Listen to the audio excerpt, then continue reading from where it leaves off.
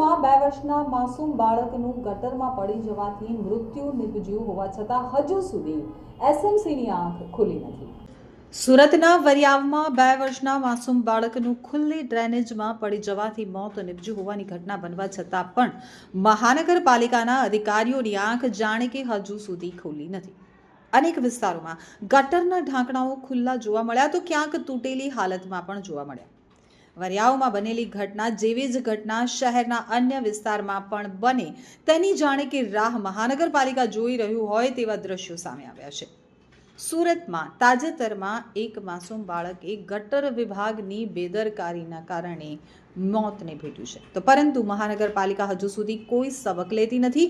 વરિયાવમાં 2 વર્ષીય કેદાર વેગડાનું મોત પણ પાલિકા માટે એક ચેતવણી રૂપ સાબિત થયું નથી। આજે પણ શહેરના અનેક વિસ્તારોમાં ખુલ્લી ગટરો, તૂટેલા ઢાંકણ અને ખોદકામના ખાડાઓ અજંપાજનક હાલતમાં છે, જે મોટું જોખમ ઊભું કરી રહ્યા છે।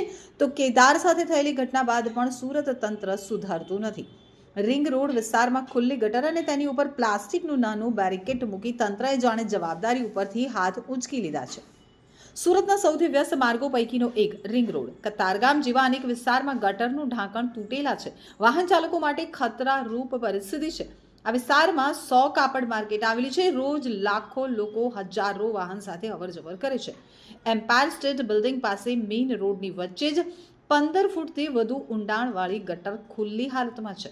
સચિન અને ડિંડોલી વિસ્તારમાં છેલ્લા 4 મહિનામાં ખુલ્લા ગટર અને અનિયમિત ખોદકામના કારણે અકસ્માતો થઈ પણ ચૂક્યા છે।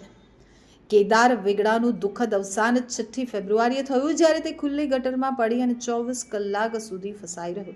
ગટરના કાદવ ગંદા પાણીમાં તેનો શવ કિલોમીટર દૂર પમ્પિંગ સ્ટેશનમાંથી મળ્યો। આ ઘટનાને 24 કલાક પણ નથી થયા ત્યારે શહેરના અનેક વિસ્તારોમાં હજુ પણ ખુલ્લી ગટરો જોખમ ઊભું કરી રહી છે। તો સુરત મહાનગરપાલિકાને દરરોજ ખુલ્લી ગટરો, તૂટેલા ઢાંકણોને લઈને 15 થી 20 ફરિયાદો મળે છે। શહેરવાસીઓ વારંવાર ધ્યાને લાવે છે કે આ સમસ્યાઓ અકસ્માત સર્જી શકે છે, જીવલેણ ઘટનાને આમંત્રણ આપે છે।